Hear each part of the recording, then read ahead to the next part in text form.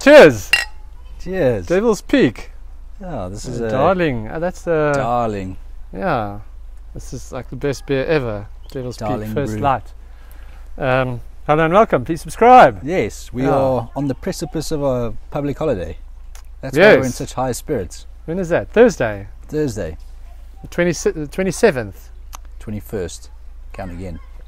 Where are we? This is like 21st. Oh. Yeah, good. Yeah, so Six Nations 2020. Yeah, what Six is it? Nations Is it done and 2020? dusted. Do they call it 23 or 24? I don't know. They call it 23, 24. Did it start in 23? No, the whole thing was in Oh, it's 24. 24. Sorry, Let's everyone. not go into a debate Sorry. about that. Sorry. Johan. Sorry. It's rugby related. Yeah. So it was very interesting, Yeah. the whole thing, and so many close scores. If you just look at this weekend again, the first game was Wales Italy Yeah. Same for the wooden spoon. Yeah. But I mean, it's Italy's best result ever, I think. Yeah, early try by Montione and 11-0 early on, and the Wales couldn't get themselves into the game. Yeah, This kind of, especially the first half, was absolutely dominated by Italy. yeah, errors and Yeah, it was very spirited from Italy, like Mm. a crucial turnover and that sort of thing. That I think just broke Wales. yeah, And and- Warren Gatland apparently even offered to resign, and then they rejected his yeah. resignation. I don't think that would help anything if you look at No, the it's pool like- of players that they have at the moment. It's just, if there's ever, I mean, often we joke about a rebuilding phase because it's an excuse. Like Mm.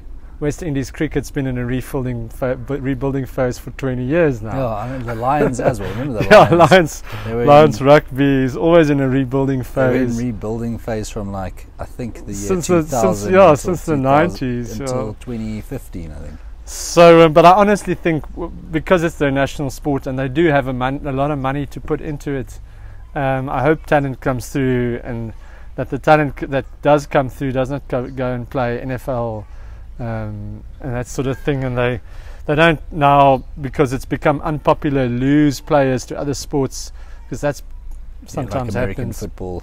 Yeah, and that they do actually.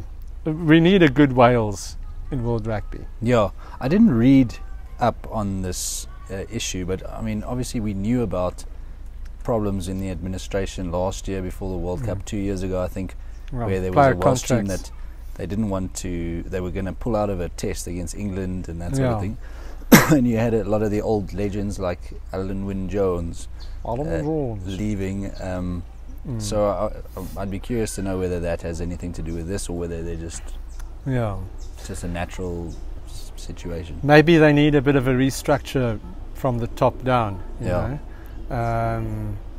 They'll have to rethink. Look what it did for Irish rugby, where the decisions were made of where they want Irish rugby to go and the style of rugby that they want to play and the coaches that they want in the country, and sort of they want to align that all the provincial teams, the 4 provincial teams, play more or less the same style of rugby and those sort of things.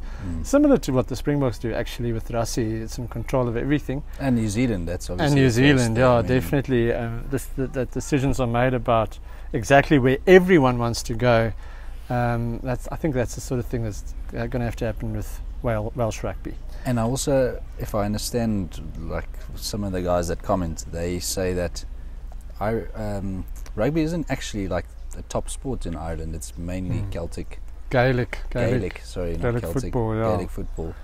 Yeah, I And think so- even normal football is higher up. So yeah. what I want to suggest is I don't know, I haven't checked the number of players and stuff, but Wales seems to be more like rugby orientated. They say Leinster has more players than the entire Wales. Oh really? Okay. Yes, Well, then scratch that. So I maybe heard a there's comment just a like lack that. of talent. Yeah, and it's a small nation. They're small, but I They're a mean, small nation, I know that. so is New Zealand. but yeah, Yeah, they Yeah. also don't have a lot. I think of they're similar sizes, isn't it? I'm not going to comment. You're the teacher. Tell us. I don't know. I think Wales have less people than New Zealand, probably. Okay, but we've been talking about rugby. Wales, but Italy. Yes, well done, Italy. Well done, Congratulations. Italy. What an exciting Yeah. Six Nations from their side. Like, just Yeah. think about even the game against England, that they were in the game and It's hot. they lost that game, obviously, but they were in the Yeah. game. The game against France that they drew. Yes. Yeah. Beating Scotland, that's amazing. This is Yeah, like the beating best Scotland Scottish and team that Wales. we've seen in for like a long time. Yeah, yeah, yeah. Beating them and then beating Wales, that's amazing. Congratulations. Yes. Congratulations, and players sort of becoming recognisable, and I hope they can stick to those guys from a continuity standpoint, Yeah. and that we see Gabrisi next Brex. season, and we see the centres, and we Brex see is amazing. we see what's the captain Lamaro or something, and that Negri stays in the mix, and that they can keep those guys and still have young talent coming through. Yeah, and the fullback that replaced Capuazzo, Pani or whatever his surname, the try he scored. I mean, it was amazing. Yeah, inside out, nice, beat the guy on the inside, good try. Yeah, so, and obviously they'd want to, the most important thing is to hold on to Gonzalo Quesada, because he might be tempted to go somewhere for big money. Yeah. So I hope they can keep him for their sake. Yeah, he's made a huge impact. Made a definite impact. We spoke a lot about Wales. I suppose that's all we can really say about it. Yeah, no, there's not really. Let's hope that they can take that on into next season. Yeah, so Wales ended on 4 points and Italy on 11, 1 point below Scotland. Mm. Yeah, and I feel like Scotland actually had a decent Six Nations, other than losing to Italy. You know. Yeah, I think that would sort of spoiled it. Yeah, and losing to France. You know, I think if they lost to Ireland and France, they would have been okay. Yeah, because they should have beaten Italy. Yes, but they should have beaten France as well. Like, they could have. France is super down. You know, they're on like they've got a hangover from the World Cup or whatever. They should have won that game, but the Ireland Scotland next game was fairly close as well, 17-13. Scotland in it. They were very physical in the first half. Yeah. The Scots. Yes, they were playing, but they sort of seem to run out of steam lately. Might be a little bit tired from picking the same guys week in and week out, and then bench having less of an impact. And it was sort of a little bit of more of a careful approach by almost like nervous. Like, because they're like, this is it. Maybe they felt the loss against England, you know, maybe it dented their pride a little bit. Yeah. And then they thought, let's play championship rugby now. Like proper test match rugby, and then obviously when they managed to pull it through, they were 8 points clear. Yeah. And then the celebrations could start and everything, and congratulations. I think they would have wanted to win all their games. It was spoken about so much, but I mean, still great for them. Well done. Yeah. Yes, looking forward to them coming here. I think in Europe they take the Grand Slam a lot more seriously than like how we see the rugby championship. All we care about is winning, but I suppose that's because we don't usually beat everyone. No, maybe the All Blacks are like, they want to win all their games. Yeah. It's a big thing because it's like different. Like there's a trophy for everything, you know, the Triple Crown, the Grand Slam. Yes. Wonder if you literally get given a wooden spoon. I don't think so. That would be like negative and like not very sportsman. They speak about it all the time about the wooden spoon. Yeah, I don't think they give it's you. It's not one. really. Also, it's not something. Maybe someone can tell us. It's just a figure of speech. Yes, but we don't really talk about it in the rugby championship. Yeah, we don't. No, it's in any case. Yeah, so you were say something about Australia. Yeah, I was going to say it's between Argentina and Australia for the wooden spoon, but I think we've had it We've had it a couple of times, especially when it was the Tri-Nations. I had to stop myself before I said that. In the Tri-Nations, we took it a few times. Many times. So it ended up being a fairly close game, but like watching the game, not really. I don't feel like I never felt like Scotland were going to win it. It's just like you were saying, it was like Ireland was being careful, and you just felt like they're going to score now. They're going to score at some point, even while they're being careful. They're not taking any risks. They just, because at one stage it was very much like our game against Scotland in the World Cup, where it was like, I think it was like 17-6 or something like that. Where Scotland has all the ball, Yeah.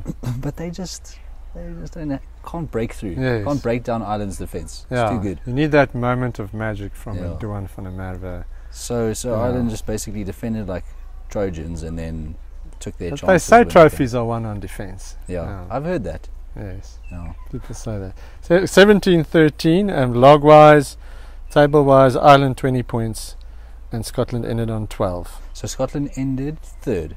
Fourth. Fourth. Yes. That'll be Yeah, disappointing. they'll be disappointed in the end, I think. Yeah. And then the final game started quite late over here at 10 o'clock, and that was France-England, and looked like France were going to run away with it, and ended up being very close, 33-31. Yeah, it was like France was like pulling away there like mid first half, Yeah. and then England scored a try at the end of the first half. Great try. That centre of theirs, what's his name? Lawrence. Ollie. Yeah.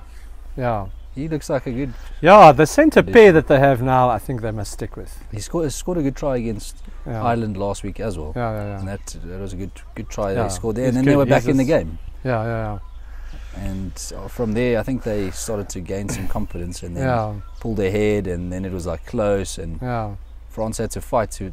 I mean, just to put it in context, is that France has beaten England like in France for the last. They said this stat. It was like Yeah. 8 years or something. Yeah. So it was an expected win. it was an expected win, but and it's two teams sort of not in the best space. I think England might actually I think they'll be take on confidence the up, Yeah. and Ireland and France sort of down. down a bit. That's Yeah. the opposite of up. Yeah. I mean, I don't know if Ramos at 10 is really. He's a very solid guy, and he makes all his kicks and stuff. But Yeah. French fly-offs are normally have a lot of flair. Flair. And they can create stuff out of nothing. And I don't know if he's that kind of player. Yeah. So it's sort of solidity rather than creativity, if you could call it that. Yeah. Big words. I'm blown away. But like Penno, no one can tackle that guy. No, yeah, He's like he just has an X factor. Yeah. They just utilize what they have slightly differently, but it's in their DNA. I don't know if they can. Mm. Being up and down is just part of French rugby. Yeah. Like when I think back, like it's for me now.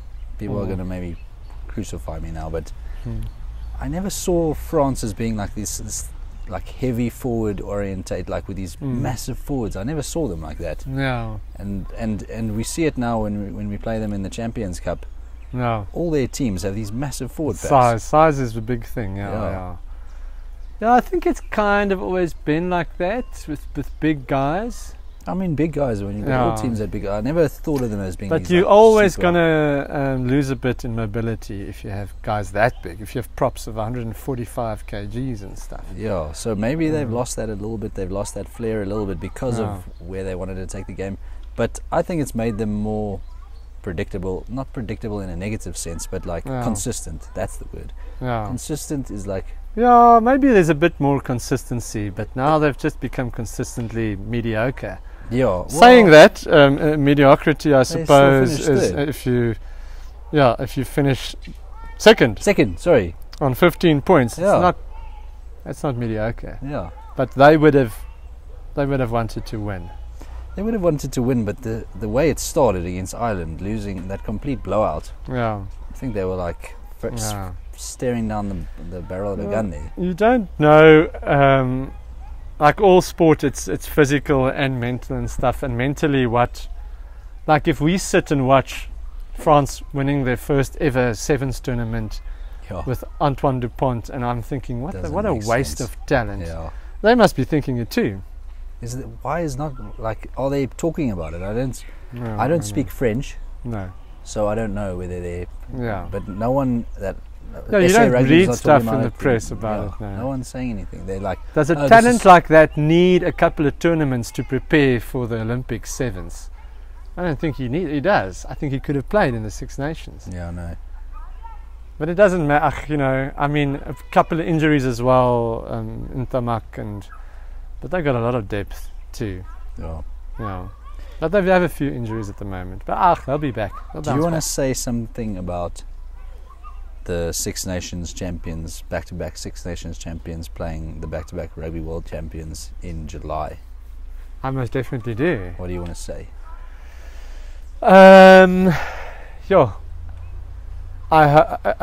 It's actually a pity that it's 2 tests. It is 2 tests. Yeah, it would be nice if it was 3. Because a 1-all is a big possibility. Yeah, especially because the first game is at Loftus. Yeah. I was at the game against. Well, okay, here's a few games. I was at the Loftus game against Wales in 2022. Yeah. Where we struggled against like a weaker Welsh team. Yeah. Struggled to beat them there. We came back like in the last 10 minutes to win the game. Actually, there was a final kick. Yeah. For us to win the game. I've been at Loftus where we played the All Blacks in 2018. You were there as well. There. Where we lost Heartbreak. after leading by like. Yeah, some of the best rugby we've ever points. played, and we had 10 bad minutes. And then that happens against the All Blacks. So what I want to say is Loftus isn't a great place to start a series. Yeah. I'm worried about Rassie already talking about seeing the bigger picture and trying new things and stuff.